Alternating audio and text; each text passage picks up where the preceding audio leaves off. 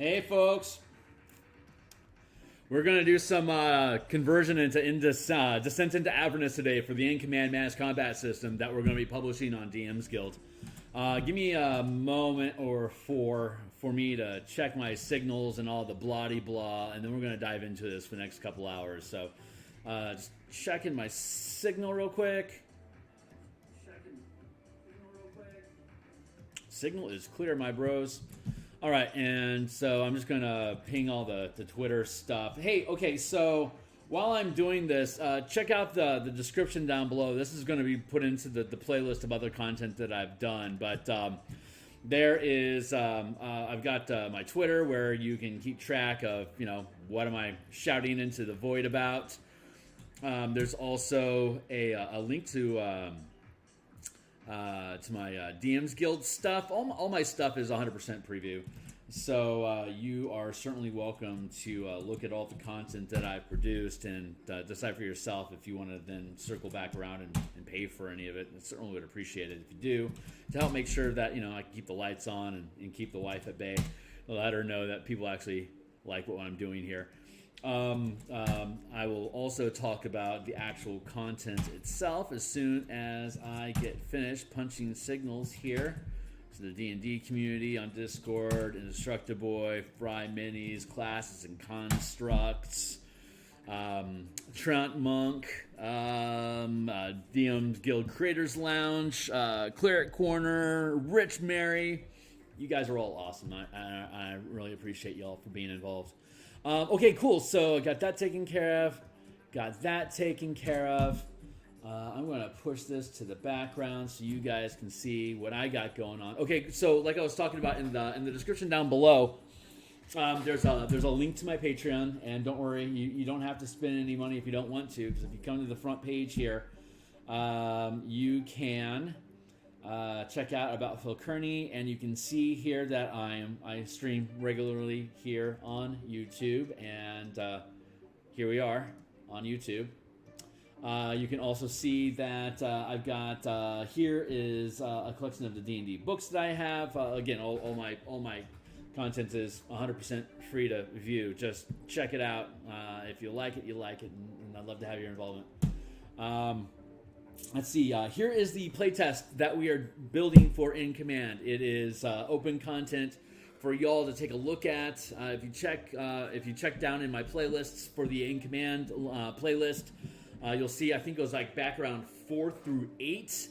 I was converting the Horde of the Dragon Queen first chapter, Greenest in Flames, for first level characters, using this to kind of flip the script on how characters can approach attacking the, and I do mean like aggressively attacking the Cult of the Dragon. That's presented first in chapter 1 there as first level characters. Just basically punch them right in the nose and set you off on a path to basically taking this whole thing to hell.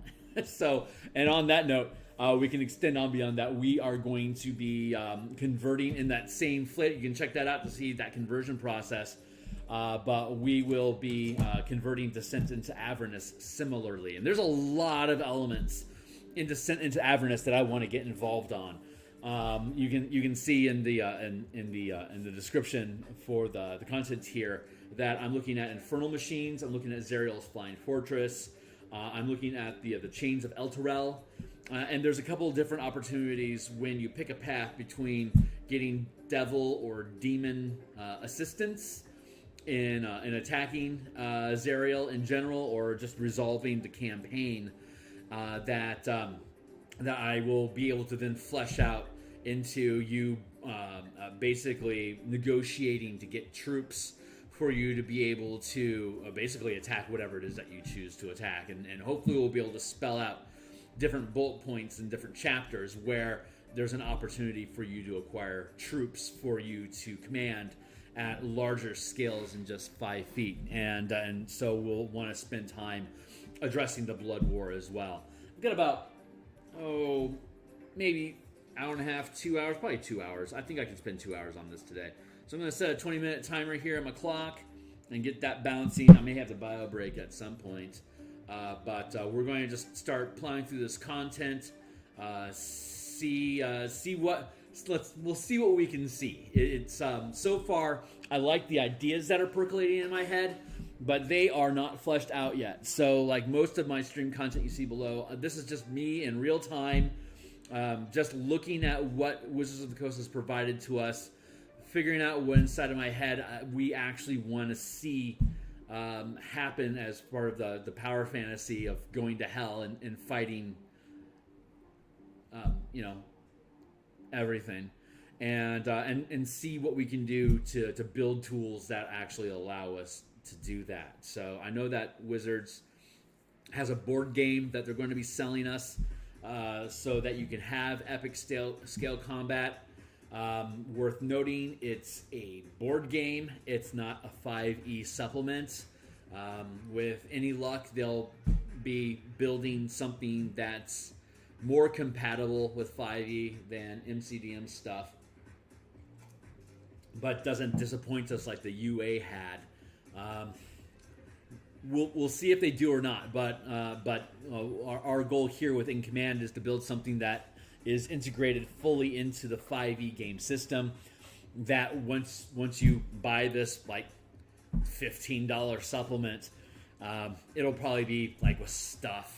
It'll probably be like $20, but I'm hoping to be able to bundle it with Balduran's Guide to Kingdom Building as a great segue between running a kingdom and controlling armies, and scaling down into dungeon delves with troops that you like. So it should be a really easy price point, but then on top of it, it's going to be 100% free preview, just like all the stuff that I have in the stuff that I've published.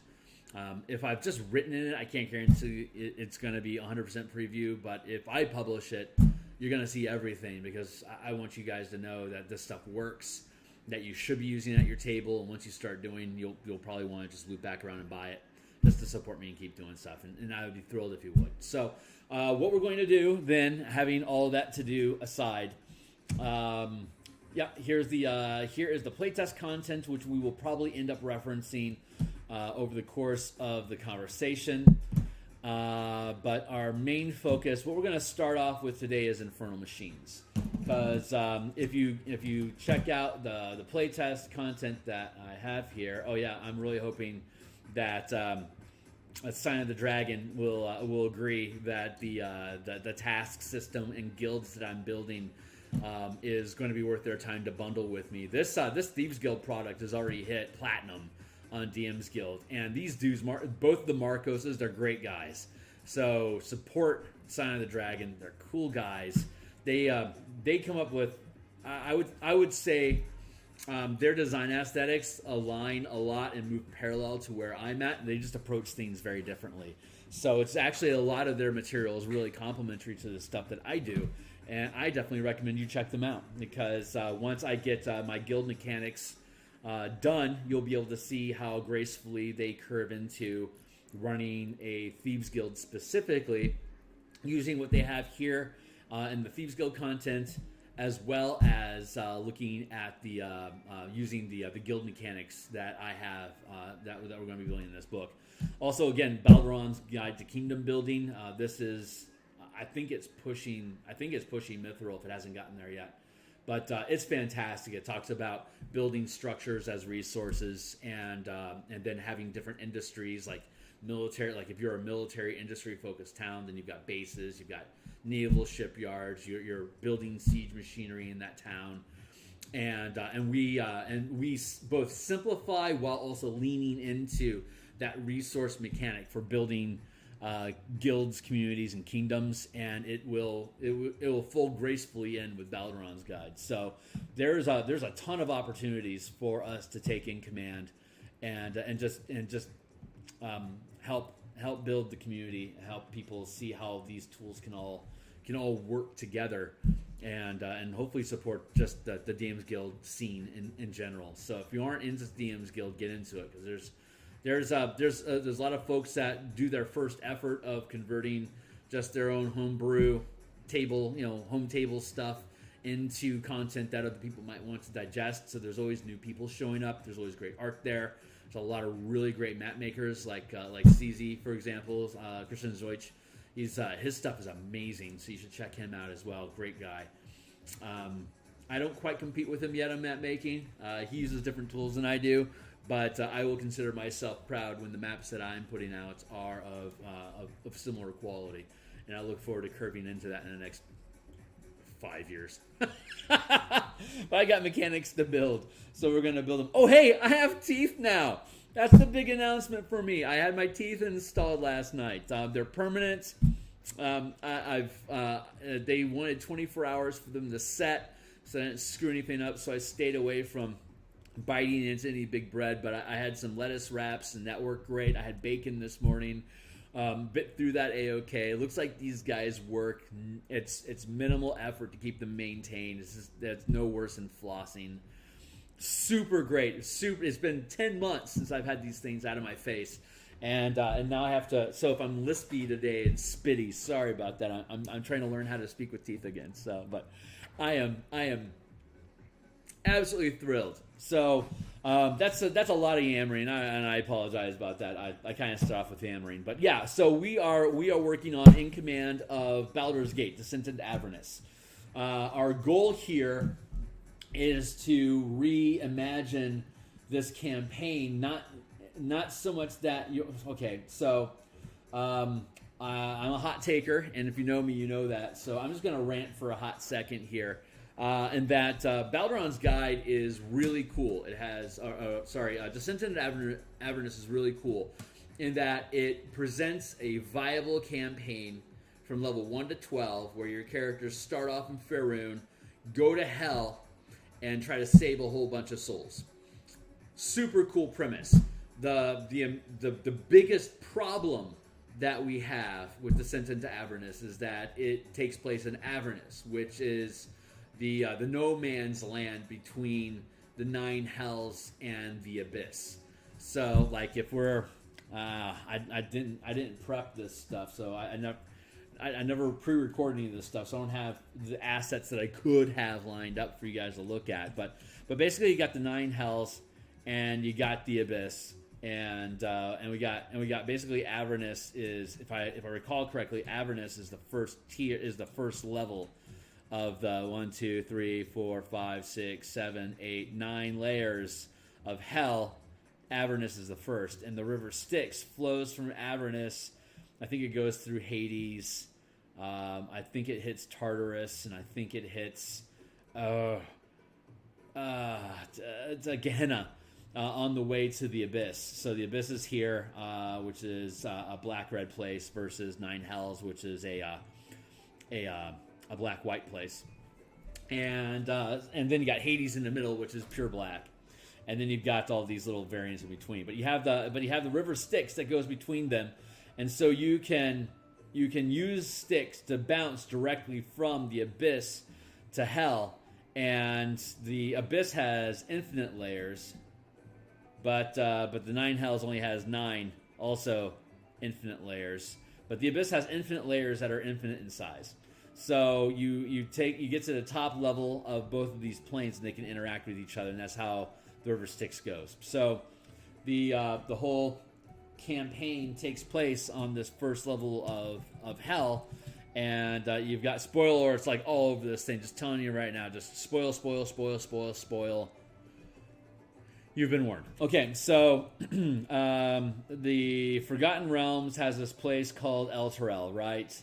And Elturel is pretty nearby this other place called Baldur's Gate, which is on the Sword Coastline, right? You got Waterdeep. Waterdeep is up here someplace, I think, if I recall correctly, and then Drisdorn and Rime of the Frost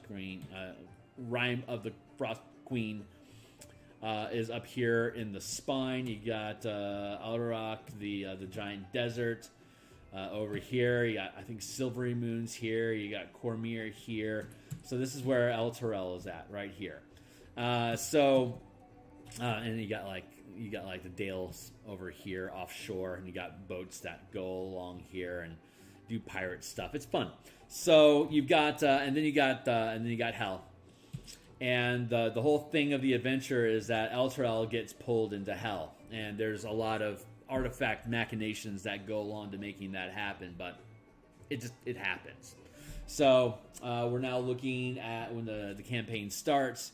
You basically got the city of Elturel, and it's on a disc over the river Styx. And then there's these mooring pikes on either side of the river that have basically bound the city here in Avernus. And the thing is that it eventually gets pulled down until it hits the water, and then all the souls that are in the city die. And then Zariel has this flying fortress thing that's basically like a giant blade, right? And it's like a combination. If you haven't noticed this, if you don't know Tron, the old movie Tron from like 1980, I want to say 1984. It had these patrol ships that could fly, right? And they would just roar, and like they could pick up people. Oh no, like squanch. They could pick them up with these pincer things, right? And so Zariel, this fallen angel, that's now the commander of the hellish forces of inside of Avernus. Zariel has this flying fortress thing that's basically a giant blade. It's kind of like this, and it's 150. If I understand the content correctly, it's 150 feet tall, and it's about 50 feet wide. So here, 1, 2, 3, like that. So this thing's 150 feet tall, and so when you are like in Avernus, and like here's the river Styx, and all these hordes of demons are coming out to fight, right? What'll happen is Zariel will come in with this blade and have just have hundreds. The book describes it as having hundreds of demons that hang off of this thing, but more than anything else, this giant blade can just like scrape along the ground, and basically just do these swaths. Like if this is 50, like if this square is 50 feet wide, right, and you've got Zariel's fortress, which is 50 feet here, it can just basically tear across the ground, and swaths of hundreds of medium-sized creatures at every 50 feet.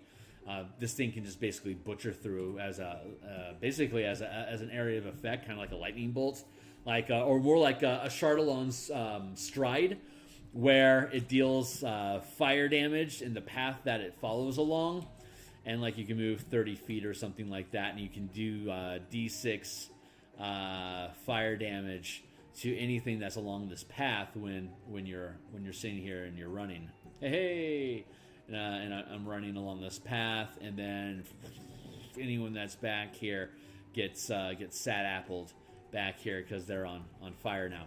So Zariel's blade basically works this same way, in that it just tears up this 50-foot swath of ground as it just moves each round, right?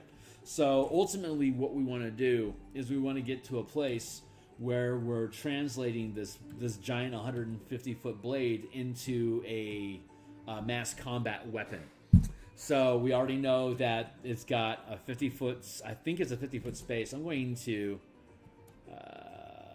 There's Zariel. There's the Infernal War Machine. I honestly don't know how organized this session is going to be. It's just our first session.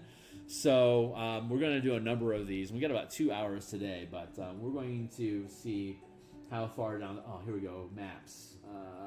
Avernus, Falling Barrow, Stygian, Side, Sword Coast, Baldur's Gate, map of Elturel, map of Avernus, Watchtower, Side View of Scab, Wrecked Flying. This is probably going to be a good one to look at. And let's see. Nope, doesn't look like they have anything else. So, looking at this, 5-foot squares. Let's grab this real quick.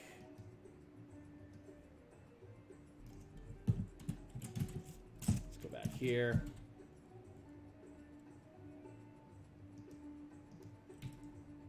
Grab this, and grab that, and we'll we'll go tap, and we'll go for preview, and then we'll go. Get out of here, Bullywug.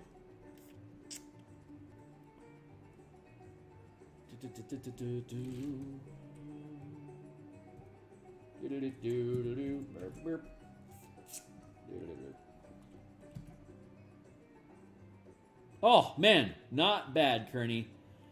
Nice, pretty good job lining those things up just off the cuff. Loving it. Free transform equals, make them a little bit bigger.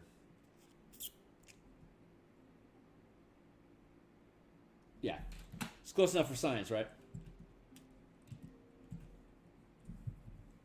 Here. Cool. So let's check off. Let's count off these boxes, shall we? We got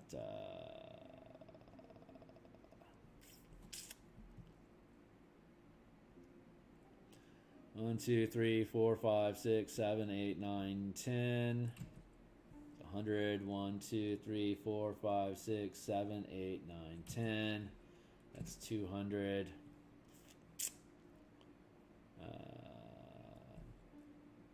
Oh, sorry. That's 50 feet, 100 feet, 5, 10, 15, 20, 25, 30, 35, 40, 45, 50. That's 150 feet, 150, and then you get 5, 10, 15, 20, 25. So this thing's 175 feet. So I've got a document here. Flying fortress equals 175 feet wide.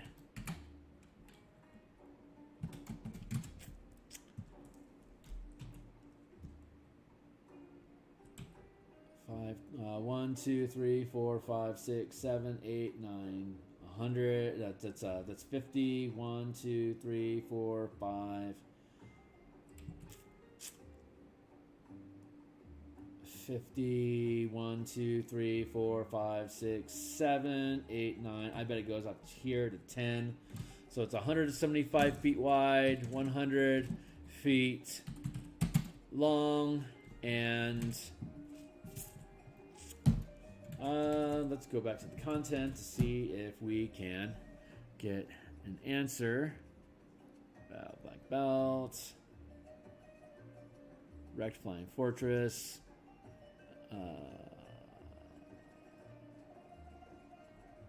Wrecked flying fortress, no thank you. Get out of the way, thank you. Let's go back to the table of contents here. So I think this thing, it's not 150 feet tall, I think it's 450 feet tall. So let me see if I can get some sort of a confirmation on that.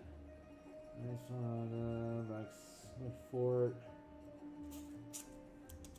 Stat blocks, Infernal Machines. Zariel's Flying Fortress. Let's see what we can get. Let's see if we can get some insight on this guy real quick here.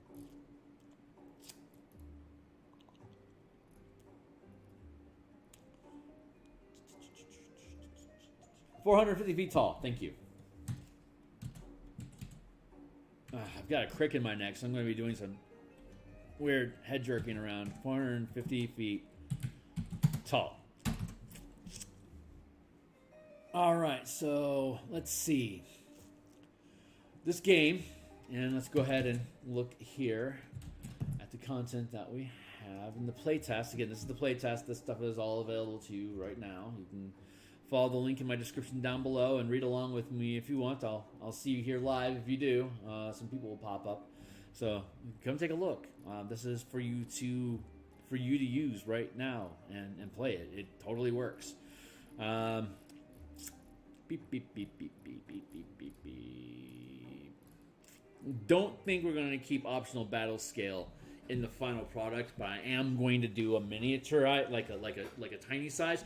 This thing scales up to tens of thousands of miles for you to conduct combat, but it can also scale down to the size of an ant. So we can do scaling in both directions, which is great. But I think the optional battle scale is just going to end up complicating the conversation. There's a thank you. Reset.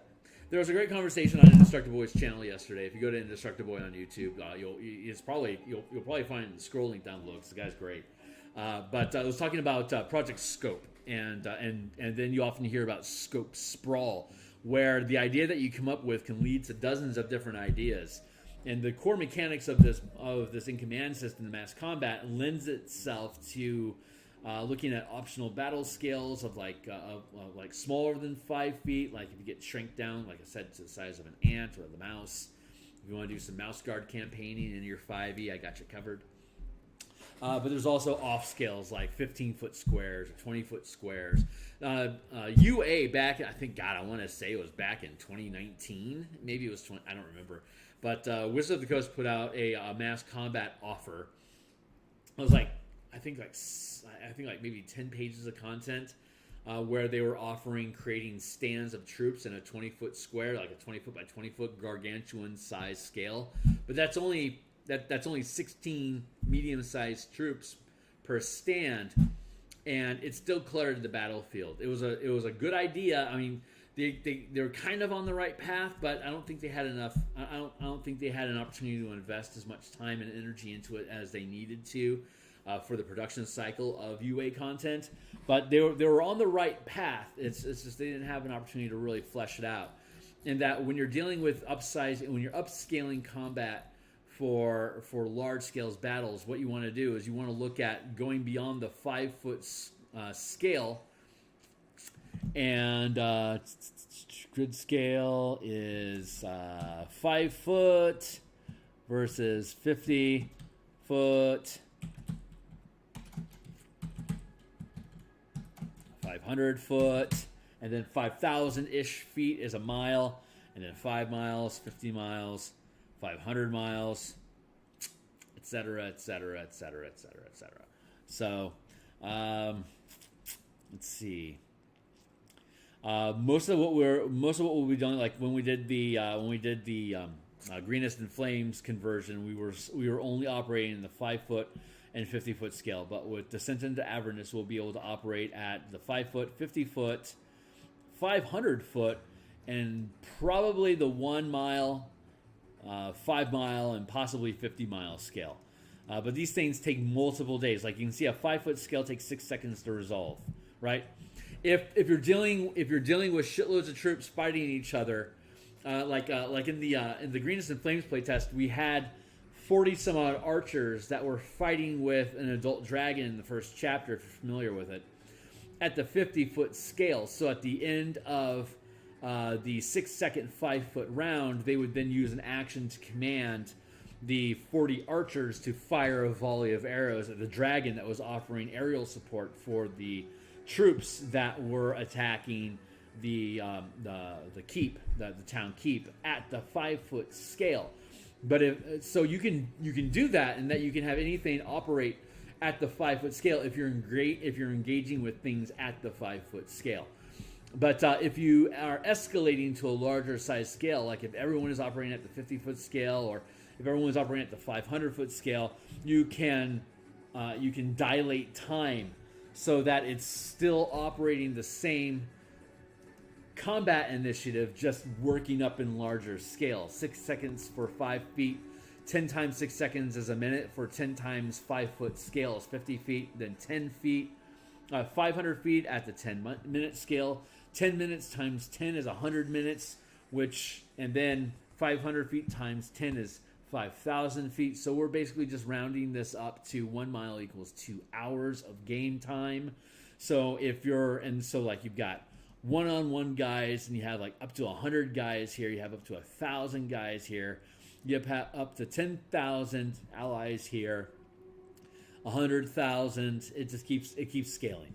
So if we're talking about the Bloodwar, and the Bloodwar is infinite in scale, if you so chose, then you could be operating at the 50 mile, at the 500 mile. So you'd be at 100. I think I have this. Where do I have this? The actual breakdown table. Hold on. Let me scroll up to the actual breakdown table, so you can take a look at how we're thinking about this. Okay, great. Here we go. So if we're looking at the amount of medium-sized creatures that can fit in a square, at the 5-foot scale is 1 guy. At the 50-foot square, at the 50-foot scale, it's up to 100 guys. If it's the 500-foot scale, you could technically have 10,000 people crammed into a 500-foot square, but the logistics there get really messy. If you have like 10,000, like you got 1,000 guys and 2,000 and 3,000, like having them walk lockstep, shoulder to shoulder, arm to arm, that's feasible if you're like squeezing to be able to navigate through space, like to get through woods or to get through a ravine or whatever it is that you're doing. You can squeeze into that compressed space. But when you're dealing with actual combat and people need room to move around, it parses out to not being 10,000 people per 100 to 500 feet. Instead, it's just taking it down to 1,000 people. So just like in 5-foot scale combat, taking 6 seconds. In 6 seconds, I can stab you with a knife 20 times. I am not going to deal 20 D4 damage to you each round of combat. Instead, it's talking about maneuvering, finding an opening, having some just little BS testing of each other until you actually get a good stick in. So this combat system is operating under that same principle, that even though we could squeeze in 10,000 troops into a 500-foot square, for normal combat conditions, we're assuming that only 1,000 medium-sized people can fit inside a 500-foot square. And then on the mile scale, that's where we see 10,000 troops per mile is basically how you have your forces spread out. It's but then you can scale into smaller areas. Like you could pick out like this 500-foot scale and you could have up to like 3,000 or 4,000 people in a like a 2x2 square, like a large size square. At the 500-foot scale would be 4,000 people that you could have in there. So at this 1 mile area, you have 10,000 people. But if you scale into this one battle here, you could have 4,000 or even 9,000 people focused in that one area, if that's how you organize your troops to engage in that battle. So what we're going to be looking at here is, and you can see that at this scale, it's like a peasant farmer, first rank creature, like a 1/8 CR peasant, is listed here as having 10 hit points at the 5-foot scale. But at the 50-foot scale, if you have up to 100 troops in your square, they're translated into each soldier in that square at this scale is listed as having 1 hit point. Or each, like as it scales up, it's basically each person has 1 hit point each. It's like minion mechanics. There's just worth noting, and you'll see it in the mechanics further up at the top of the document, that when you attack a squad, like if you've got 9 guys in your squad, like in a huge size footprint in 3x3 space. Here, I'll just draw it for you, so you can see what we're looking at here. There we go. Okay, so if we're dealing with if we've got a squad, right, of 9 guys that are running around with you and you're here, right? Or maybe you're here, or if you're a real hero, maybe you're up front here and you're facing off another army here, right? If these two armies bump heads with each other, and like say, yeah, let's say you're here on the front line. You got a bunch of guys with you. It's a 3x3 squad versus a bunch of mooks in a 3x3 squad. So you got 9 guys here, and you got 8 guys plus you here, right? You're going to swing your magic sword, and you're going to hit this 9x9 squad. And let's say you deal 50 damage, right? You're not going to kill 5 guys at a time. You're going to kill... you got 9... Yeah, you got 9 guys here. You're not going to kill 5 guys. If they have 10 hit points each, you're not going to kill 5 guys with 1 blow. You're not Mickey Mouse, right? No, you swung your sword. You're going to kill 1 guy. So that sword swing kills 1 guy. So that guy effectively may as well have only had 1 hit point. That's the magic of minions. If you're familiar with 4th edition, that's the magic of minions. So while like for example, if you've got a kobold, and that kobold is fighting one of the knights, say Ni, and they're both fitting a 5 foot by 5 foot scale. The kobolds, say, rolling a D4 damage, and the knights rolling, say, a D8 because of the sword. This kobold might have 6 hit points, and this soldier might have 8 hit points or 16. You know what? I'm gonna skip along with that music. It's not satisfying me. Maybe this one will be better. Right, so this guy hits. These guys exchange blows. Maybe this kobold doesn't have 6. Maybe this one has 4 or 5 or 8. But let's say on average it has 6. It's possible that this knight will kill this kobold in one hit. It's under normal circumstances. This D4 isn't enough to kill this one.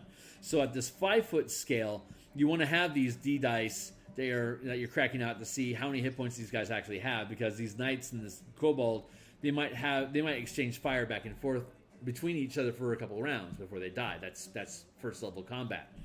But when you scale up to a 50 foot square and you've got, like, say, 60 kobolds, that's going to be 60 hit points. And say you've got a square here of knights, they have, like, if you have 80 knights, they have 80 hit points. That 50 foot square, which is 10 times the scale of your 5 foot square.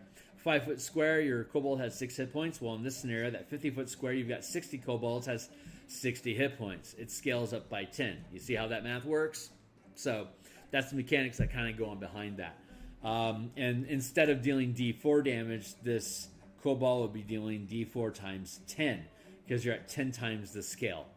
While these knights using a D8, they'd be doing D8 times 10. But since these guys have 60 hit points and 80 hit points, and they're doing D4 times 10 and D8 times 10, it all washes. So when you get down to it, you're back at the 5 foot square. And at the 5 foot square, you've got your kobold and you've got your knights who say knee, and they're still doing D4 versus D8 damage, and they have 6 or 8 hit points, as opposed to D4 times 10 with 60 hit points versus D8 times 10 damage with 8 hit points. It's exactly the same. You're just changing the scale that you're operating with. This is how easy. This is the beauty of 5e, and I'm patting myself in the back here that Wizards didn't just automatically include this in the DMG, because this stuff is so simple. It's super simple. There's a shitload of caveats that go into it. Like, if I want to use Moonbeam to damage enemies and I'm operating at the 500 foot scale, I need to maintain concentration long enough for that Moonbeam to actually make a difference, right? So we have all these mechanics in about maintaining concentration at larger scale, dealing damage at larger scale. How do you target at larger scale? What does that mean to your ammo? How do you handle difficult terrain if our Black Tentacles isn't large enough to affect all your troops inside of your 500-foot squad? It can't. It's too big. The squad's too big, so Evards can't handle it. There's a lot of caveats, and like, how do you handle this, and how do you resolve this, and how does this math work? But what I just showed you here in 5 minutes is the core of how In Command works for combat. So now we're just taking those core tenets and we are extrapolating them to work with In Command. So we know that we have the Flying Fortress, the Flying Fortress here. Hopefully this is all making sense to y'all. So, second, get to here, and get to here, there. And get to here. There we go. Flying Fortress. So at the 500-foot scale, right? So at the 5-foot scale equals, let's pull out a calculator here. Calculator, thank you. 175 divided by 5 equals, at the 5-foot scale equals 35 wide by what is that? By 20 long by, I want to say it's, I am not mathing well today at all, my dudes. So by 90 squares tall. At the 50-foot scale,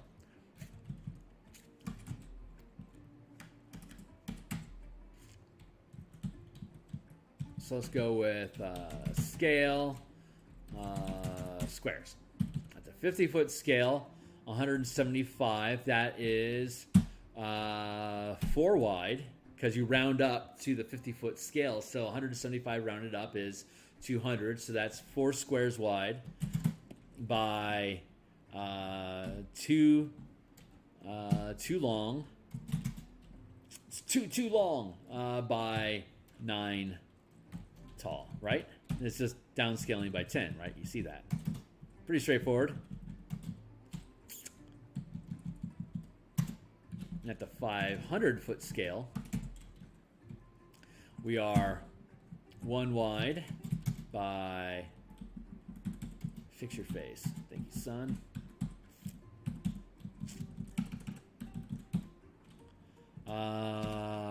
By what? Wide is 1 wide by, look at that, 1 tall. So this 450-foot tall, 100-foot long, 175-foot wide flying citadel that just basically carves through troops.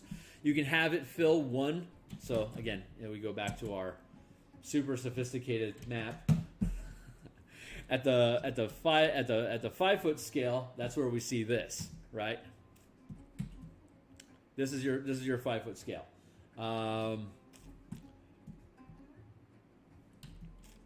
At the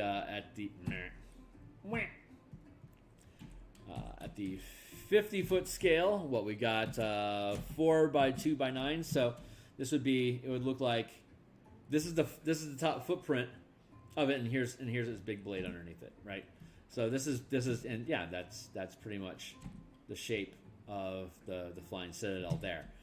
So it fills up this many spaces, or if you were to look at it sidewise, it would basically be something like 1, 2, 3, 4, 5, 6, 7, 8. 1, 2, 3, 4, 5, 6, 7, 8,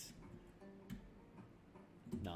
Something like this. And it would probably make it like something like this.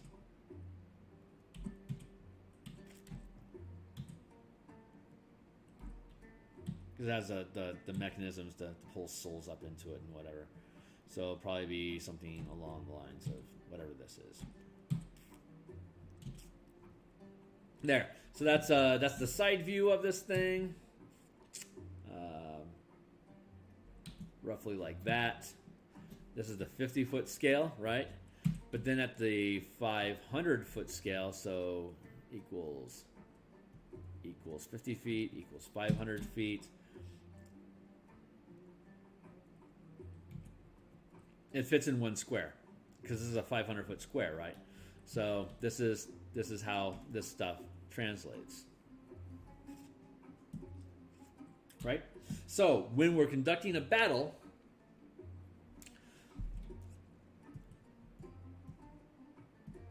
if we're here at the if we're thank you. If we're starting at the 500-foot scale, right? And you got the flying fortress here. We'll just call it F for flying fail fort. And then we've got you, which is you, the NPCs. You are currently operating at the 500-foot scale. Characters can move 1, 2, 3, 4, 5, 6. So let's say you start here and the fortress starts here, right? At the 500-foot scale, I'm going back to our handy dandy table of delights. Let's go down.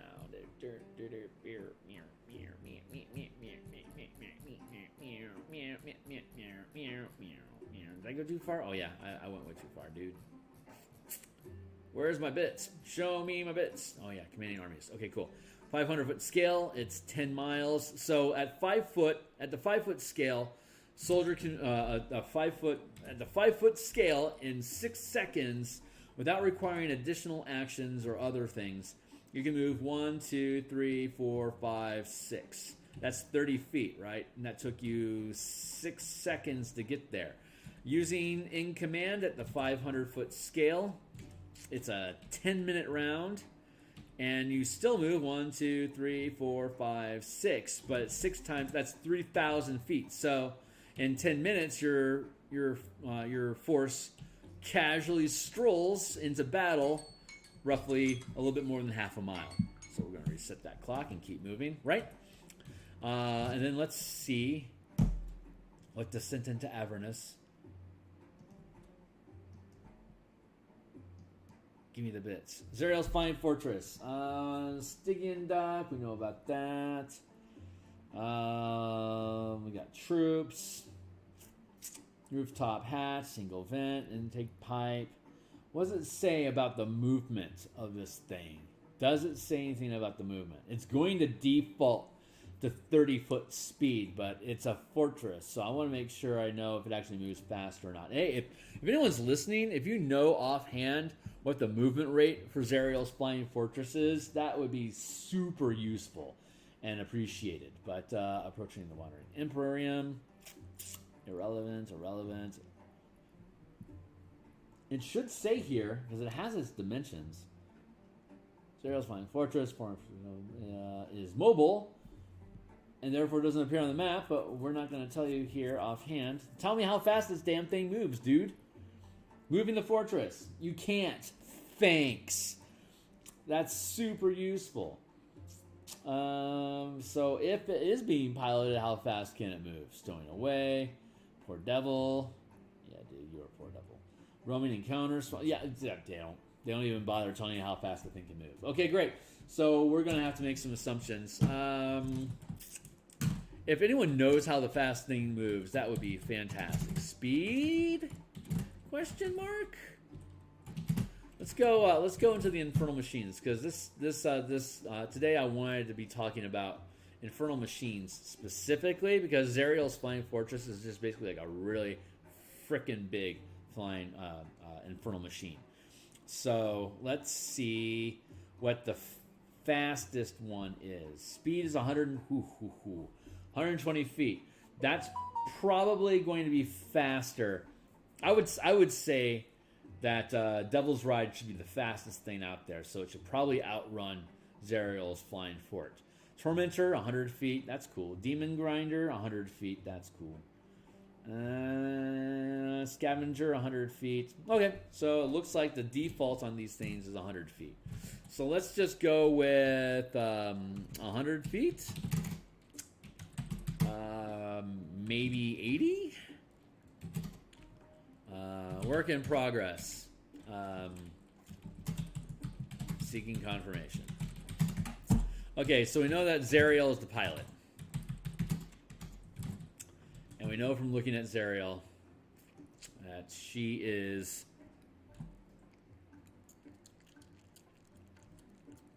CR26. And just jumping over to the in-command document, we know that CR26 is above CR14, so Zariel equals 5th rank commander. So she's a 5th rank commander, which means that she can basically command anything. I mean, she commands the entire Devil's army for the Bloodwar, so she's definitely 5th rank. That makes sense, but is her fortress 5th rank? I don't think so. My gut's telling me that the fortress is so. Okay, so let's take a real quick look here, because your characters are supposed to be fighting this thing, right? So generally, you're going to want to try to calibrate things.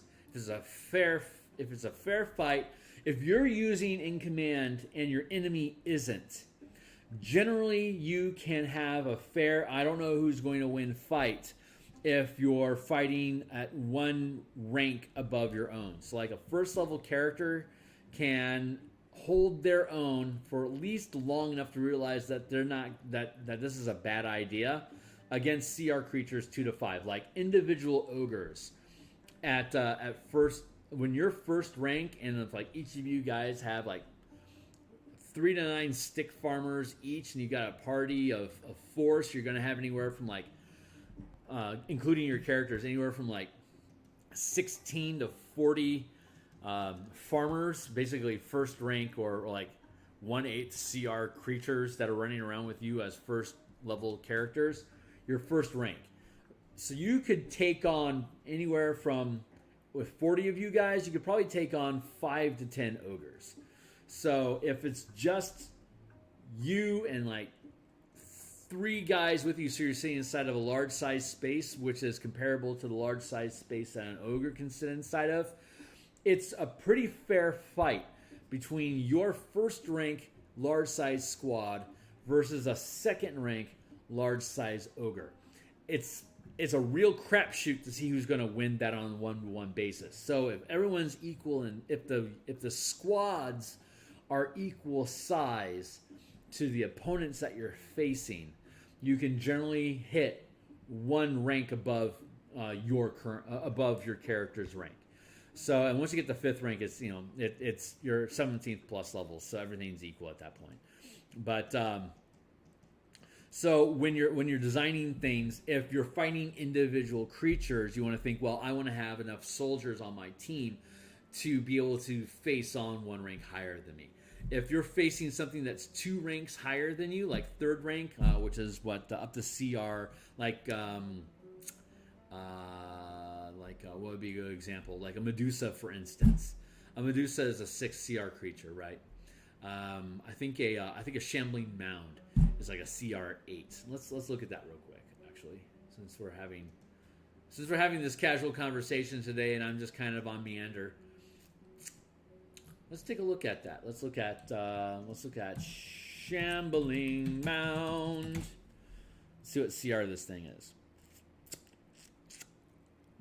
It's a CR5, so it's a 2nd rank thing. Let's just look at sources. Let's look at game rules. Let's look at monsters. Let's rank them by, let's find there's something. The Demigorgon. Giant. Yeah, no thanks. Let's go with, let's look at the Demigorgon. Let's just for shits and giggles. Infernal Machine rebuild. Oh, this is a thing I should purchase. Okay, well, I'm definitely going to add that to my cart, but I'll have to grab it later. So that's neat. I didn't know that was a thing. Let's go find something that isn't that thing. Let's see. We want something that's 6 to 9. 6 to 9. Here's one. Yeah, whatever world amounts. Give me something I can chew on, yo. Amigo, Air Elemental, Greater Elemental. I'm just trying to find something tasty that we can use. Up to level 9, 6 to 9. Come on, it can't be that difficult, dude. 6 to 9. I think I just missed one. Yeah, was that an Alep? Did I see an Alep there? No, Alep's only CR5. Accursed Fate. Give me a second. Come on, dude. Give me something I can draw on.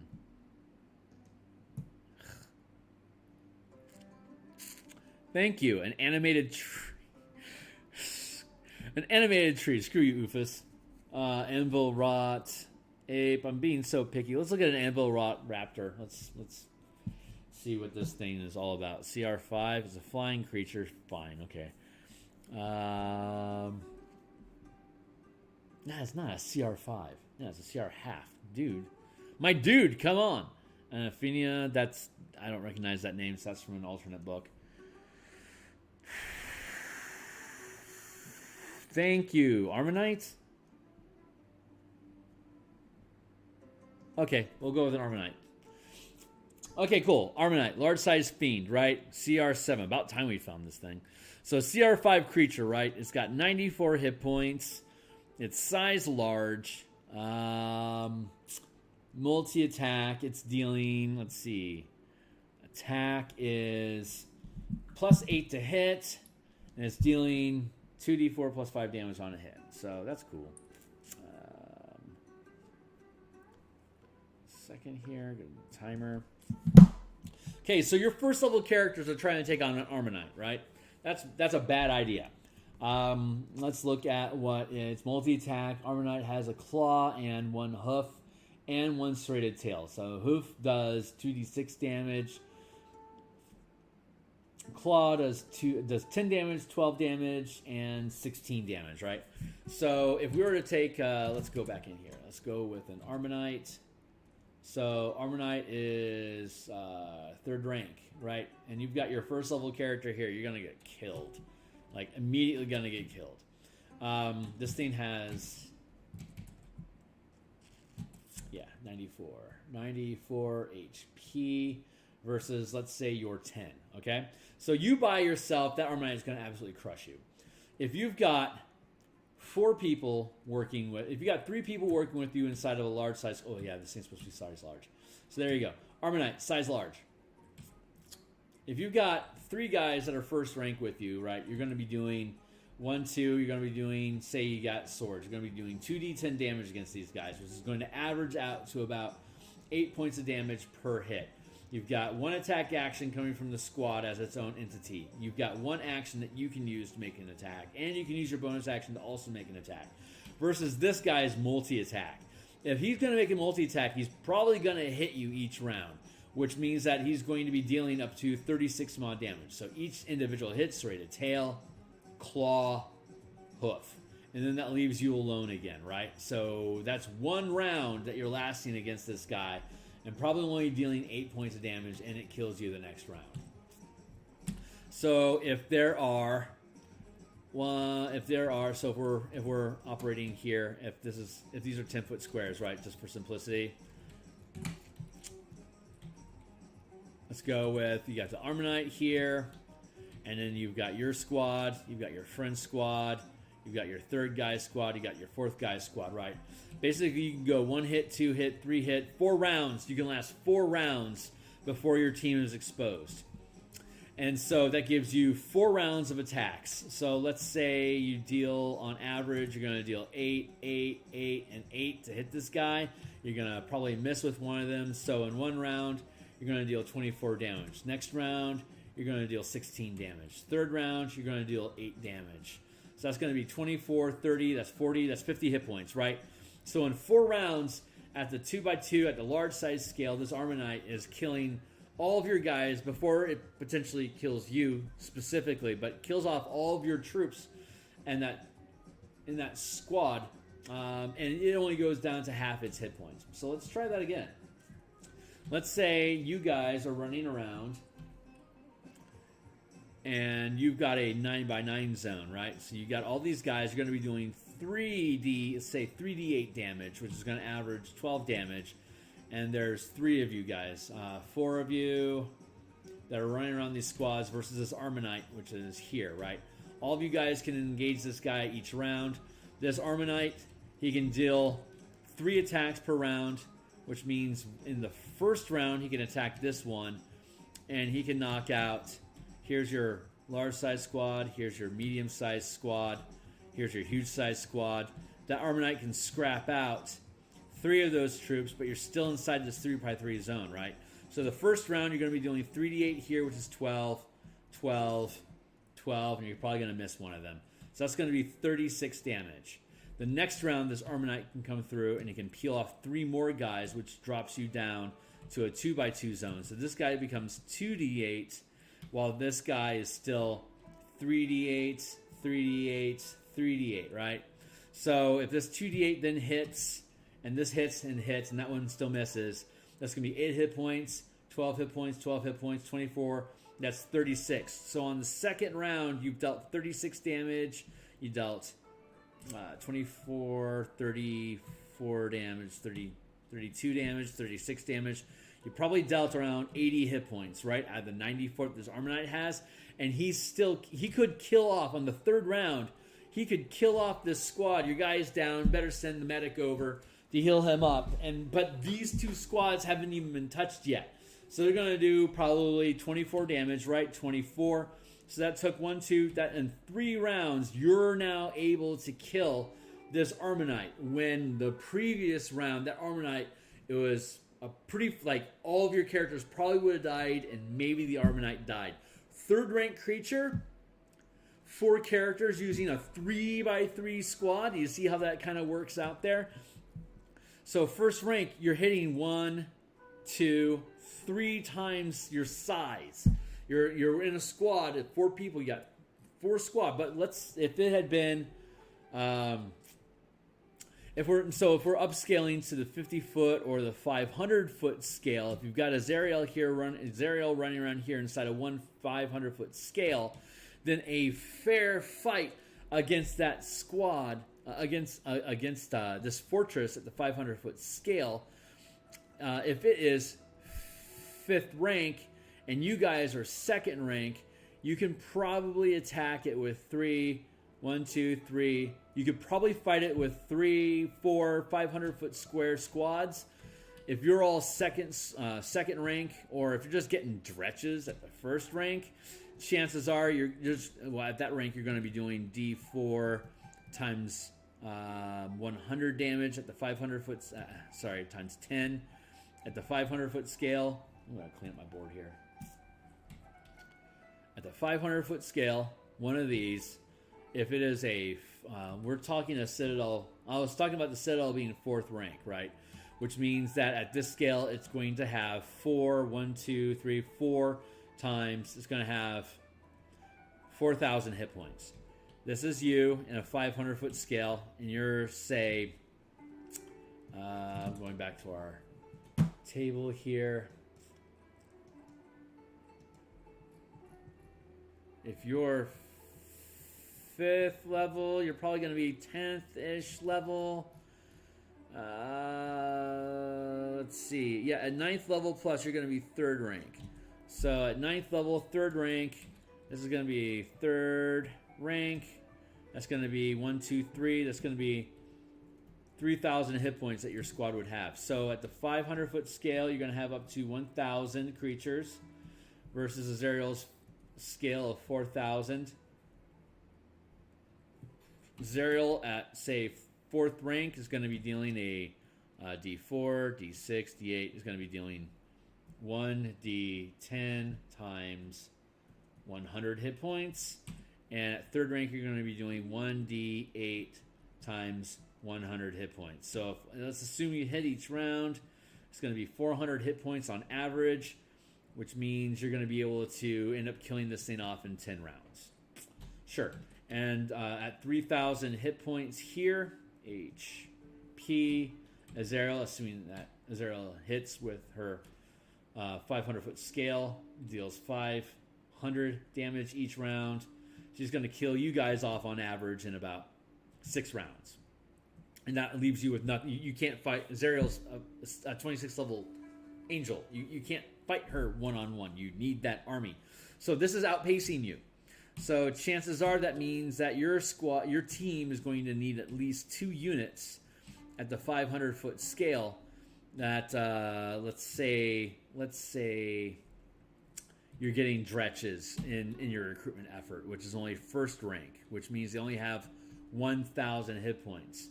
Azariel will be able to kill off your troop on average in 2 hits, if not 1. So 1, 2, that's gone. 1, 2, that's gone. And you're still only dealing, say, D4 times 100. It's 200 hit points on average.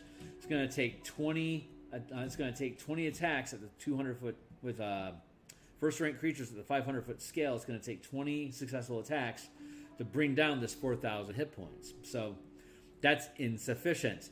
You're going to need to hit 20 times, which means that you're going to need to have 1, 2. If you're at a 1st rank squad, you're going to need to have 4 of them, which means each of your teams gets its own squad at the 500-foot scale, assuming dretches, which are 1st rank demons. There. That's probably going to end up being a fair fight. You're going to have 1,000 hit points apiece. Zariel is going to come in and is going to hit, dealing 500 damage each. This is going to last 2 rounds. This will last 2 rounds. This will last 2 rounds. This will last 2 rounds before you lose your army. 2 rounds, assuming everyone's always hitting. That's going to be 200, 400, 600, 800. 800 hit points on the 1st round.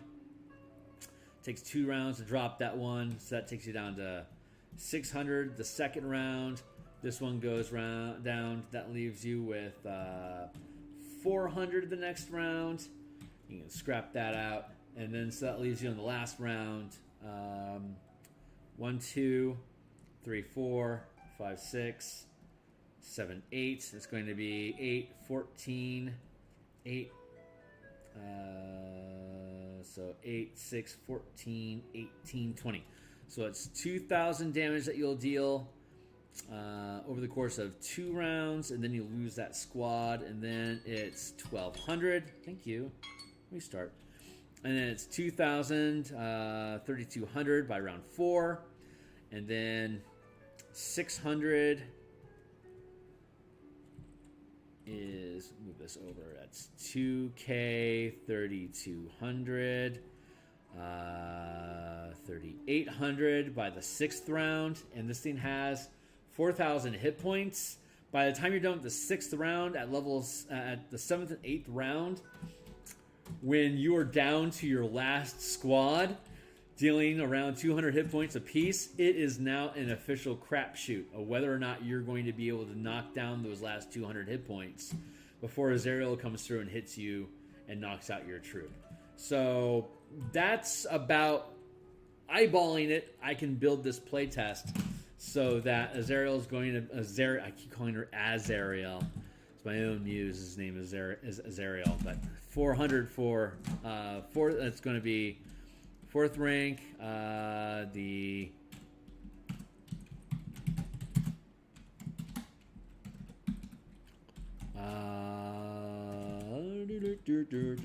equals 4,000 HP. Dealing 1d10 times 100 per attack. At this scale, so that's the 500-foot scale. Let's go down to the 50-foot scale. At the 50-foot scale, we know it's 4x2. Has a footprint of this, which is that sits inside of a 4x4, or effectively gargantuan sized squad, right? So that's 4x4, and it's 4th rank. So 4th rank equals 40 hit points times 4. 4 times 4 is 16, and it's times 100 at this scale. So this is going to have equals 1,600 hit points. Dealing... So it's 4th rank. 4th rank equals D10. 1d10 at the 50-foot scale, it's times 100. But since it's 4x4, it's 4. It would be D10 normally, but at 4x4, it makes it 4d10. So that's going to be dealing 4d10 times 10 per attack. So let's see. 10 times 100. That's 1,000. It can wipe itself out in 4 rounds. 1,600 hit points. 40 hit points times 10 is 400. It can wipe itself out in 4 rounds. See how that lines up like that? 4 rounds of 1,000 points of damage possible. It can last 4 rounds. 4d10 times 10 equals 400 hit points. It can last up to 4 rounds against itself. The math works out. And at the 5-foot scale, it's just ridiculous. It's too big to put on a map. You can't have... you could have a 35 by 20, but we would save this for like when you get close enough fighting that your characters are now climbing. So okay, so how do we narrate this, right? If we want to have a conversation with Zariel while she's cruising around, right? You first have to approach her at the 500-foot scale here. And it'll take you roughly 10 minutes for you guys to intercept with each other, and then you're going to scrum. So you're scrumming here at the 500-foot scale, right? While you are doing that, you can then, over here at the 500-foot scale, you can then scale in at the 50-foot scale. Your characters are now directly toe-to-toe, like say you've got your squads here that you're starting to surround Zariel's fortress. This one's 4th. You guys are operating with 1st rank. And you can see here that because you have the larger battle going on here against the Zariel's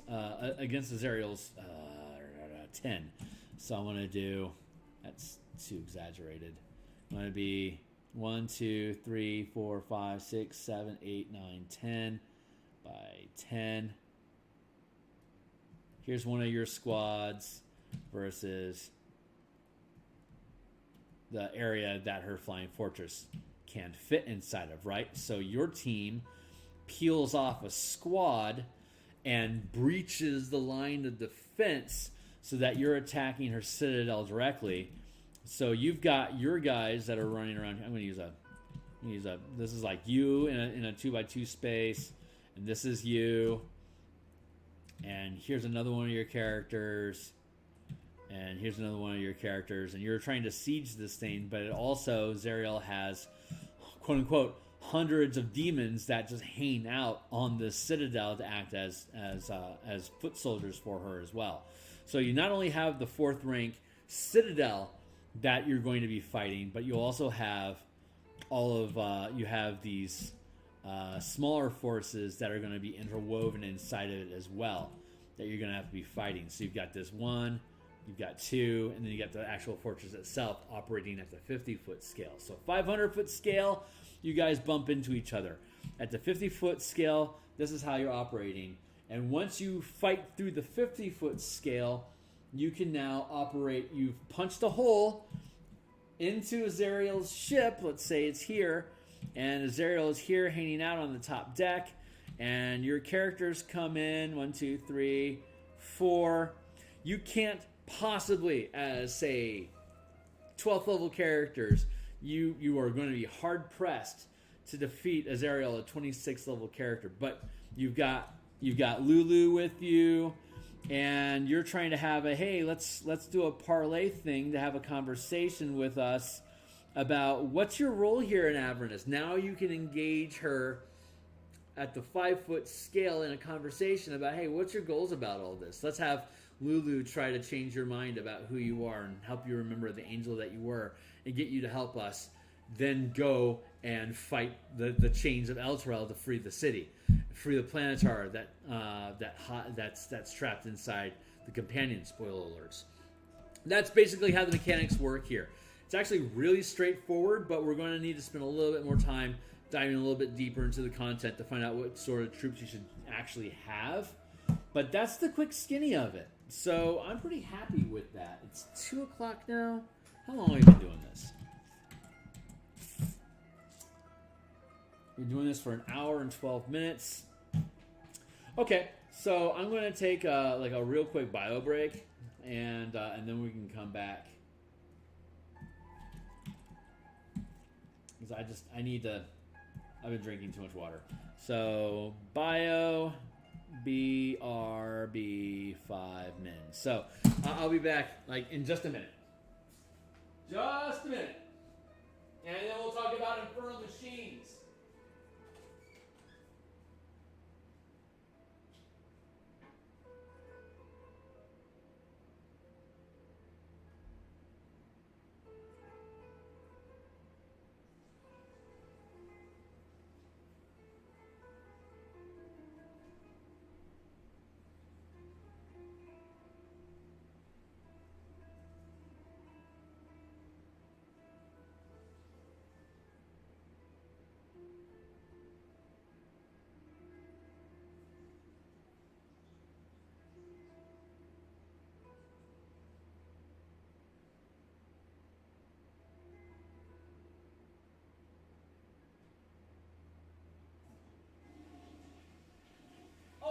Let's talk about Infernal Machines. Let's talk about Infernal Machines, my friends. Okay, great. So, that was me just hammering through a bunch of math and blah, blah, blah. But again, this entire document that I'm pulling information from is free for you guys to look at right now. Just go down in the description, click on my Patreon, and you'll be taken right to this document where you can read along with us. So, and I was dealing with, hold on, we're here. Here's the playtest document, version 1. And then you can look at the commanding armies at the 500-foot scale here. Max hit points is times 1,000 hit points times its rank. And then you can see scaling hit points here, which is 4th rank. This is the 5-foot scale. 4th rank is 50 hit points. Here we're at the 50-foot scale.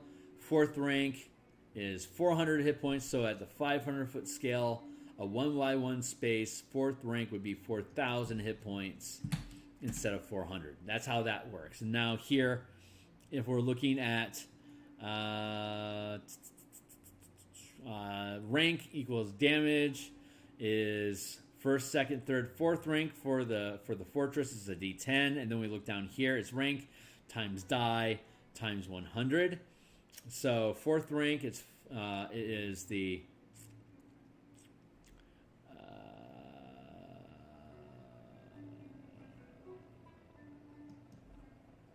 let's see. Yeah, I could probably word this better. Rank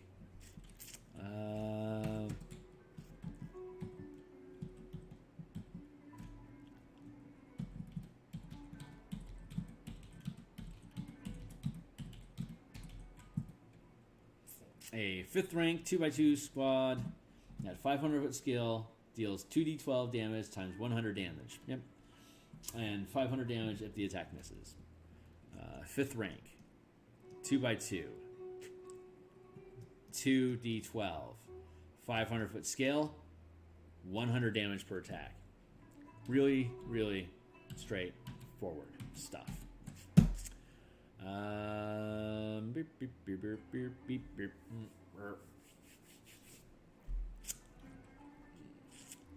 That R is a misnomer. It should be S. S, S, S, S, S, S, S, S, S, S, S, S, S, S, S, S, S.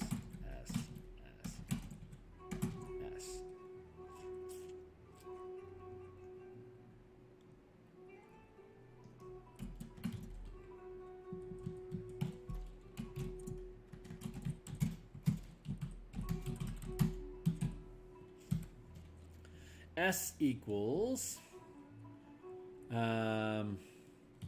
size of the squad. 2x2 equals S2.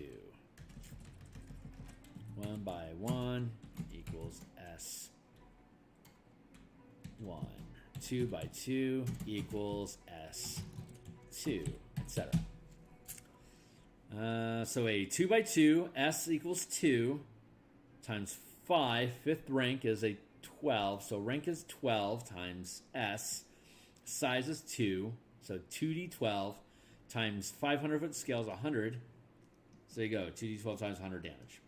And it's $500. So when I attack and I miss, if I miss with that attack, we're dealing with hundreds or thousands of people at this scale. Someone's going to hit. Some of them, it was 1,000, some odd, whatever. Some of them are going to hit. So that means that we're going to deal the scale times the rank, 500 damage. There you go. That's how that happens. So again, that's where all those numbers I just ran over. That's where those all came from. Really, honestly, it's super easy. But once you work out how that math works and the scale of the footprint that you're using, it's just 5e again. So I wanted to spend the rest of the time that I have left today. I wanted to talk about Infernal Machines. So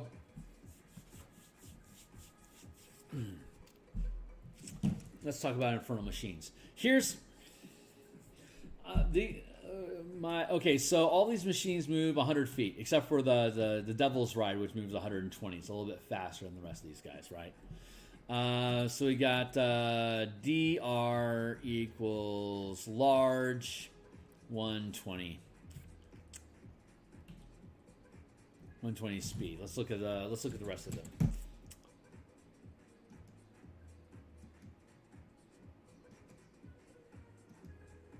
I just want to make sure we're talking about apples when we talk about apples. This is the scavenger. Let's actually go here. Yeah, I have enough information now to technically run the Flying Fortress battle. I could give you 1, 2, 3, 4. I could give you 4,000. I could give you like, say, 20,000 demons to go fight Zariel, and we could effectively do that now. So let's see. Commander equals Zariel, 5th rank. Let's go to Infernal Machines. Devil's Ride. Scavenger.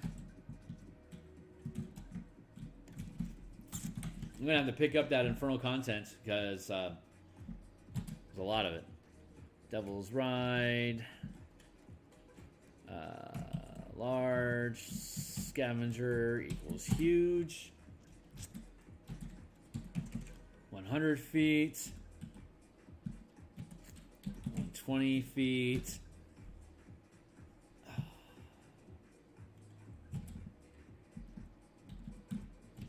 150 HP. What else we got? We got the grinder.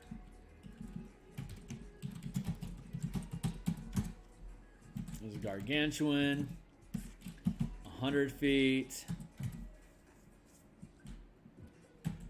200 HP.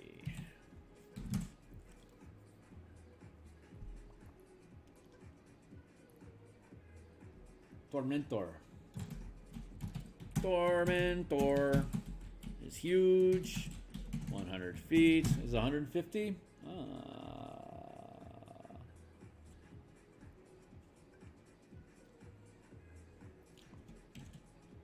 Sure, okay. 60 hit points. Why not?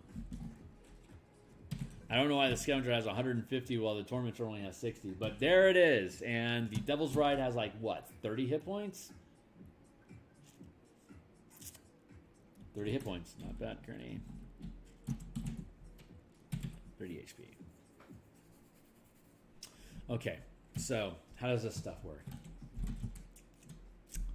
If we're looking at okay, so what's the fantasy here? It's Mad Max, right? Interesting. The interesting dynamic about Avernus is that nothing has a set space. Anything can appear anywhere. So that's very similar to astral space. There's a consistency between the astral plane and Avernus, which I like. And it could be, how to put, because your destination is what you're focusing on. You can just go in a straight line, and as long as you're focused on arriving at, say, Zariel's Flying Fortress, the world will eventually find your way to it regardless of where it was before, because everything is relative. And when you're focusing on traveling towards something, that relative position is in front of you. So while you're maintaining focus on arriving at a destination as a general theme, you're heading that way. And so if you change, like if you try to change your direction, like go left, like if you decide to veer left instead of going that way, like if I decide to go this way instead of this way, but I'm still trying to get to Zariel's Flying Fortress, it doesn't matter if I turn left. I'm still heading towards her fortress, and I will get there in, it's like D6 hours or whatever the scale is that they have in Avernus. And it's probably like D6 times 10 relative days to use Spelljammer in the upcoming system. Probably is going to take like D10 times day or 10 relative days, even though 0 time actually passes in the astral. It's relative. It's how many opportunities do you have for random encounters and interactions during your voyage, or is it just time skip because you just show up at the other place and you drop in the meat space again, and it's a second later as though you had teleported. So, but in both of these circumstances, as long as you're focusing on what your goal is, it's ahead of you. And even if you turn to the right or the left, up, down, doesn't matter. It's still you'll still arrive there eventually. All this smaller scale, left right movement, that's all just relative to where you are right now. It's subjective positioning. So what does that mean? It means I have 20 more minutes left before I have to end my day. And we'll be back at this next week as well. So like, subscribe, and all the blah blah so you can keep updated. But what does that mean? That means that if I'm traveling in a line, say I've got my Devil's Ride, or let's say I picked up a Tormentor, right? We're at the 5-foot scale. I pick up a Tormentor and say we got a Devil's Ride with us. Right, we're traveling along like this, and at the 5-foot scale, that means we're going to be able to move 20 squares, and this would be able to move 22 squares. So that's really difficult to map, right? Major pain in the ass to map that, especially when you have a limited table here, and you have a beer and coffee and a Red Bull over here. It's like that's really, really freaking difficult to navigate that space. But what we do is we keep it relative. So if you can move 100 feet in 6 seconds, that means you can move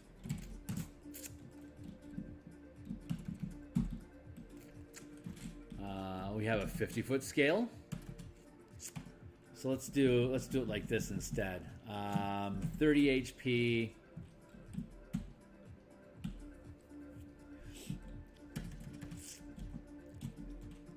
Five-foot scale. 50-foot scale, 500-foot scale, 1 mile scale.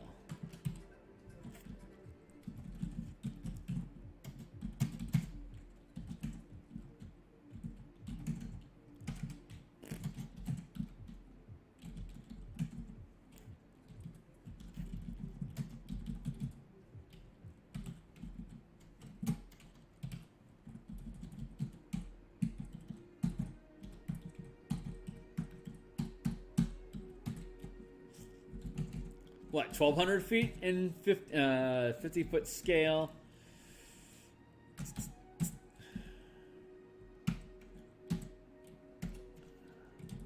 Machine size.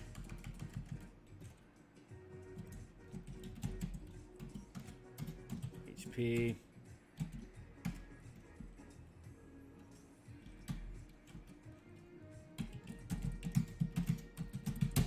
By scale. Man, this is some smooth jazz I found.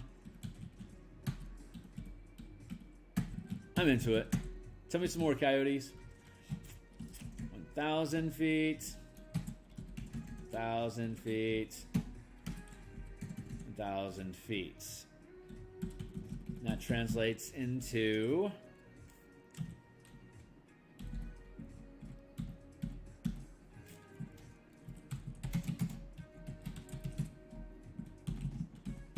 20 feet, 22 squares.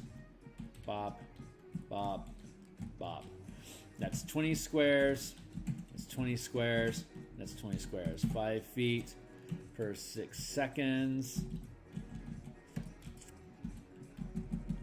50 feet per minute. 500 feet per 10 minute. 1 mile is per 2 hours.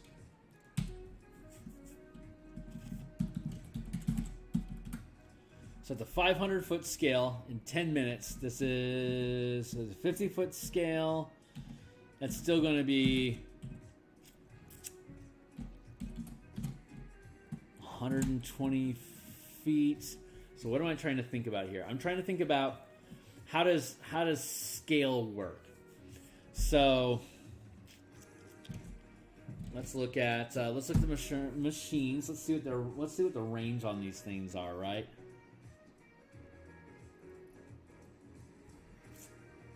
Harpoon, 120-foot range. Demon Grinder, Chomper, Helm, Wrecking Ball. 15-foot reach, Scavenger. All right, so is there a list? Is there a list of weapons? Mishap, remove, restore, crashing. falling, fiendish, armor upgrades, magical gadgets, chases, the guidelines, chapter 2 of the Dungeon Master's Guide, Avernus chase application, the Avernus chase compilation table. You can build a chase that incorporates hazards unique to Avernus block. Complications, tornado. All right, so you don't have gear listed out here, so we're gonna have to build out the gear. But here's why I'm doing this. Here's the thought process behind it here, right? So if we know that everyone's going to be traveling in the same direction, and that direction is set by whatever it is that you're focusing on, and that doesn't matter what direction you turn, you're still heading towards your destination. When you're thinking about like Mad Max and stuff, and like these convoy battles, right? Everyone is moving. You got a guy here, and you got a guy here, and you got a guy here, and you got a big trucker over here, and you got a gargantuan vehicle here, right? And these things are like zipping along each other, and like this one gets to here, and then a guy hops off and he attacks this thing, right? That's how this system is supposed to be working. But if we're operating at the 5 foot scale, and I then move this guy, and I move him up, and I move him 20 some odd squares way off screen, right? And then I have this guy, and I have to move him as well. The scale starts to get wonky, right?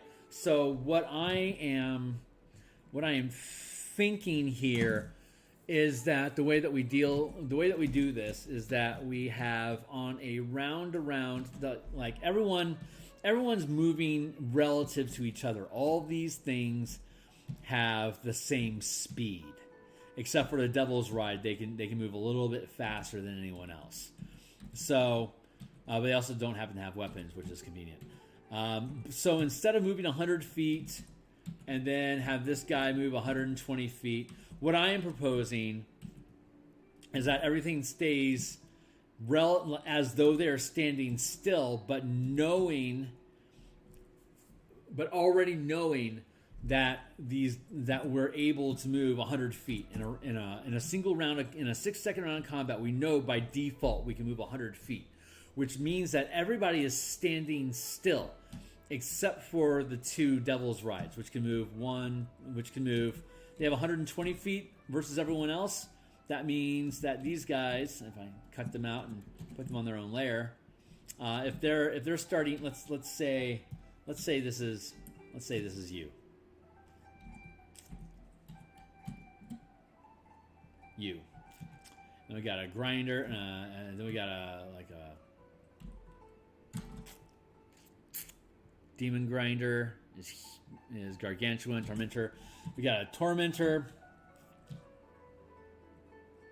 Got a tormentor here, and we got a demon grinder here, and then we just have Devil Rides there, right? Okay, so this is U, the letter U. And so all these guys are moving relative to each other. So Demon Grinder, Tormentor, and you. Now, by default, these Demon Grinders will be able to go 1, 2, 3, 4 per round. They can close that distance automatically as though you are standing still. So what my proposal is that when you build a battle, we have our map. Everyone starts. We're going to start at the 500 foot square. Each square equals 5. Or hell with it. We'll go 500 foot square. Or it can even be a mile. Equals 1 mile, right? And we know from the map here that 1,200 miles. That's going to be 12K, which is 12K. That's 2.5 miles, right? And this is roughly 2 miles, 2 miles, 2 miles for every 10 minutes, right? So if we're working at the 500 foot scale and everything works on 10 minutes, you will first spot each other. You are here, and an enemy warband is here. This is our relative position. Everyone's moving the same speed. If your team is only riding Devil's Rides, you will eventually be able to outpace these guys and get away from them. Basically, like, here's one round, here's the next round, third round, fourth round. See, you're getting out of space, so eventually you're going to leave them behind. But if your team isn't using Devil's Rides, and I would recommend that you don't, I would recommend that you get access to a Tormentor, because it only has a speed of 100, right? So I recommend that you have a Tormentor. That is your crew will be on a Tormentor. So your Tormentor is here, and you're moving at 100 feet per round. And here is the enemy caravan, which is also moving at 100 feet per round, right? So the thought process here is that if you can either close distance or you can open up distance, right? So you can either be closing distance or you can be opening up distance from each other. At the 500-foot scale, let's say they just randomly appear, like say it's whatever your die roll is, 15, like a spot check, the default is 15. For every space above 15, and let's say you start by default, let's say you start 5 squares away from each other, right? 1, 2, 3, 4, 5 squares away from each other. For every die roll, for every roll that you have above 15, you can start 1 square further apart. So if you roll let's say you roll a 22. 1, 2, 3, 4, 5, 6, 7. There. This will be your starting. This will be a relative starting distance from each other, right? And so if all you're trying to do, if you're just trying to get away from them and they're just trying to catch up with you, everything. What just happened there?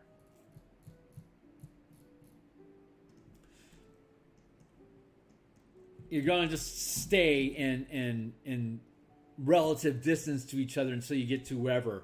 The only thing that can really happen is either you screw up and slow down, or they screw up and slow down. So if you have no interest in engaging these guys, it really is just a three check skill check, in that you're either going to screw up and accidentally slow down, or which allows them a chance to catch up to you, or you're going to succeed in making distance and get away from them.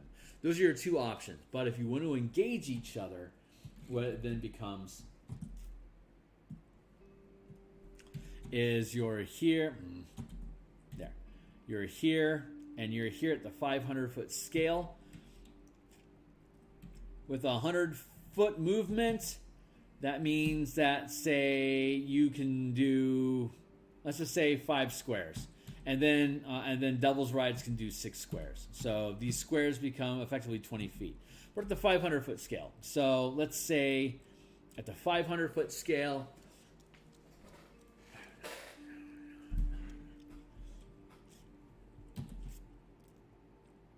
and we want to keep the map smaller. If we're moving at 5 feet, they can go 1, 2, 3, 4, 5. That's my round.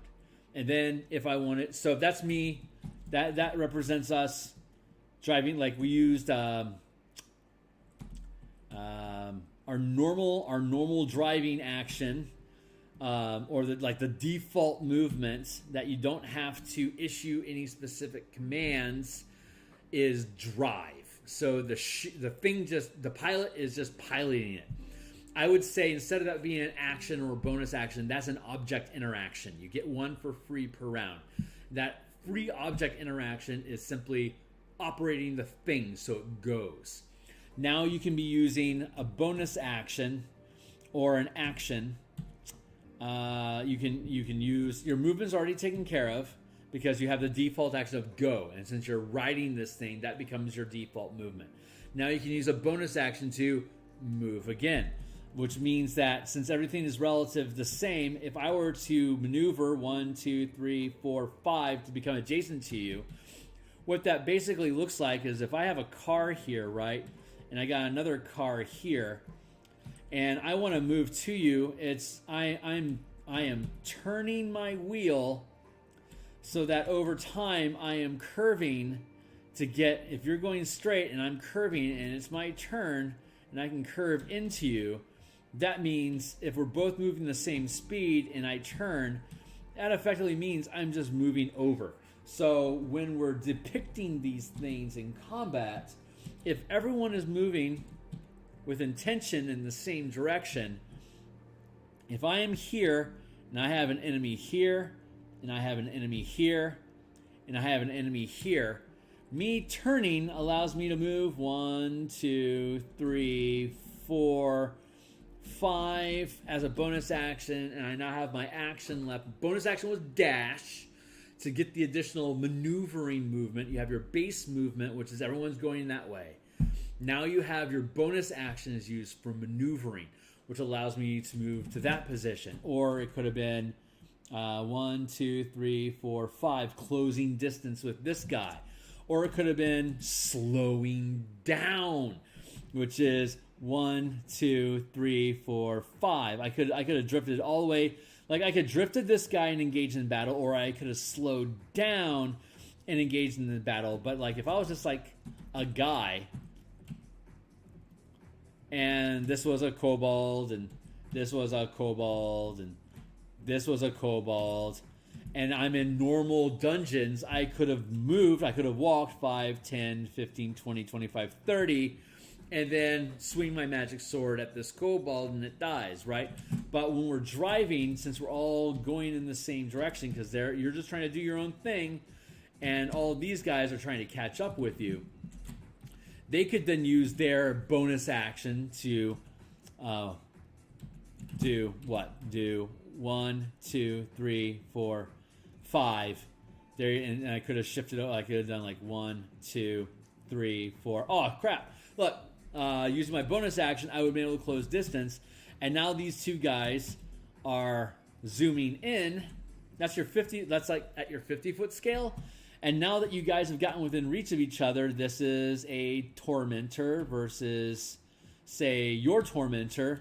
And now they are ramming you. They're close enough to be able to engage with you directly at the 5-foot scale. And you've got your guy here. This is you're piloting. And they have a pilot here. And they got a guy at this gun station and this gun station. And you got some mooks that are hanging off of while you got your guy that's piloting. And there's 1 character, 2 characters, 4 characters here on this, and now you're able to fight back and forth along this line of scrimmage when the tormentor comes up and tries to ram you. If you are able to break away and get distance, we could then, again, scale out to the 50-foot scale. And if, like, we're firing Gatling rounds at each other or whatever, then we could be taking shots at each other at this 50-foot scale, while we could then zoom in at the 5-foot scale to engage in hand-to-hand combat or whatever scale it is. So we would be zooming in, like we would start off at the 500-foot scale to see how long it takes for, like, you first notice at the 500-foot scale that there is a war caravan heading your way, and you're here. So you can decide, do I want to try to get away from these guys, or I want to get distance, or I'm proposing that you want to become Lord of the Wasteland. So you want to actually engage these dudes. So you're going to spend time curving over to actually intercept with them as you're both, heading in this direction. You just gracefully curve your car so that now you're lined up alongside them, and you guys can, melee back and forth between each other. This is a pretty broad scale. Let's go to the document that I have here in command.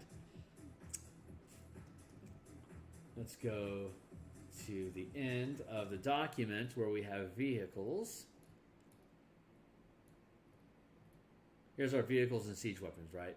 So we can see here like ballistas, mangonels, trebuchet, cannons, which would like replace with like Eldritch cannons, like spellfire cannons. And you can see what their range. You can see what their ranges are here. So like the gargantuan one, the Demon Grinder. It's a mangonel is size large, so you could fit one. You could fit one large size thing on a huge size frame. So a tormentor could have a mangonel or a ballista on it. But if you want a cannon, cannons are large size also. But if you want a trebuchet, that's size huge. It would have to be on a demon grinder, which is size gargantuan, a 4x4. Put the 3x3 on the 4x4 because you have to have a space open for a pilot, which takes up 1 square, which means the largest size siege machine can't be as large as the thing you're driving. It has to be 1 size smaller. So we can effectively, if we wanted to, there could be melee. There can be melee machines which only have medium size, like harpoon cannons and smaller size Gatling weapons. And then you have siege machines, which are carrying these siege machines like ballistas, mangonels, trebuchet, and Eldritch cannons. So these Eldritch cannons and these trebuchets, you can see that they have pretty big ranges, right? At the 500-foot scale, that's anywhere, close range is 1 square away, while a trebuchet could hit you 3 squares away. A Eldritch cannon, or a double fire cannon, let's call it a soul cannon because you put coins into it, fire it, right? A soul cannon has 2 square range, 5 square range at long range. So if this is our map where we pop up at the 500-foot scale, 2. Okay, cool. So at the 500-foot scale, this is you and your tormentor, and this is the enemy also fitting inside a 500-foot scale. If they have soul cannons, then they have a range of 1, 2, 3, 4, 5. Not quite enough reach. So they would have to spend a bonus action closing distance. And now you're within range. 1, 2, 3, 5. 3.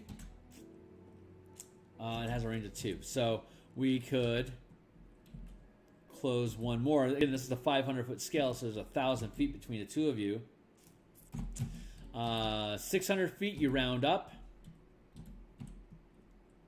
Because 500-foot square, 600 feet is adjacent to the next square. So 500, 600, you would actually have to be here. 500 feet, 600 feet could hit here. So by the time the the grinder gets within this range, it could fire a trebuchet at you. Or since Eldritch Cannon is size large, and this is the size of a demon grinder, is a gargantuan size footprint, 4x4. You could have 1 Eldritch Cannon here, 1 Eldritch Cannon here, 1 Eldritch Cannon here, and then you got the pilot here in a 5-foot by 5-foot square. So this demon grinder could technically have 3 Eldritch Cannons on it, which means it can fire, once it gets within this range at the 500-foot scale, it can fire on you 3 times. Huge threat! It's outgunning you. If your tormentor at the huge size footprint has a single Eldritch Cannon on it, right, then a Eldritch Cannon is a 5x5, and then you've got your pilot that's in 1 seat.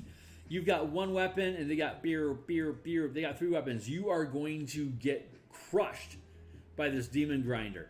So what you need to do is you need to close distance so you can engage with this thing Mad Max style at the adjacent space, so that here's at the 5-foot scale, you're able to, and the demon grinder's got its pilot here, like this. You just want to slow down so that you can engage these guys at the 5-foot scale, so you guys can hop back and forth and do all the melee stuff and fire arrows and like push this guy off, and then he immediately gets lost because you guys are moving at 100 feet per round, right? So that's the quick skinny. That's what I imagine this thing doing at the 500. So at the 500-foot scale, you guys are closing distance. Once you say get within like this, like once you get close enough for the demon grinder to attack you, like at range, it's got a 5 square range. That's going to be 25 squares at the 50 foot. 5 foot. That's 50 squares at the 500 foot range. So here at the 50-foot scale, this is 5, 10, 15, 20, 25, 30, 35, 40, 45, 50. That's 500 feet.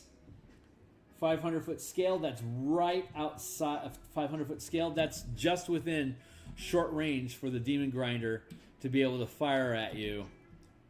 So now we're operating at the 50-foot scale, and you can have, like, say, one Demon Grinder hit the 50-foot scale, and maybe it has a Tormentor here, maybe it has another Tormentor here, and another Tormentor here. This is the kind of stuff that you're dealing with at the 50-foot scale, and there's only just you in this 50-foot square. So these guys are going to close distance on you by, again, everyone is moving in the same direction. So on the map, when their movement as a bonus action using dash is like this means at the 50-foot scale, they're just moving, they're just curving up next to you like this, right? So you're like this, and they're moving along because you're moving along like this. They're intercepting like that. So that's how your bonus action works. Now these guys have their their actual action left over for them to take shots at you. Meanwhile, you have your actions here that you can be firing at these guys because you have an action and a bonus action to be firing at these guys while they're closing distance and have a single action to attack on you. Once they get close enough at the 50-foot scale, that they become imminent risk of closing with you, you can then at the 5-foot scale now. Again, and we just saw this, but again at the 5-foot scale, you've got your Tormentor here, which is a huge, and then they've got a Tormentor, and they've got a Demon Grinder, and a Tormentor, and a Tormentor. At the 5-foot scale, these guys will easily, again, all of your actions being taken per round, your movement is moving forward. So now if you want to actually close that last bit of distance, say you act first in round, so you want to start taking these guys on, you can go 5, 10, 15, 20, 25, 30, 35, 40, 45, 50, 55, 60. You can get yourself into a position where you're alongside here, but you're getting cover against that Demon Grinder. So that Demon Grinder can't focus fire on you because its own Tormentor ally is in the way. So you can use it to create cover to prevent you from being fired on while you can engage at melee here. Now these guys are going to have to maneuver around to get into position of you. Like they're going to have to maneuver around like this. So are they able to make that much movement in a round? Let's find out. Tormentor huge. Here. Cut paste. 5, 10, 15, 20, 25, 30, 35, 40, 45, 50, 55. Yeah. So they can close that distance with you. This guy here, cut paste, 5, 10, 15, 20, 25, 30, 35, 40, 45, 50, 55, 60, 65, 70, 75, 80, 85, 90. So you can get here, so you can start boxing them in, right?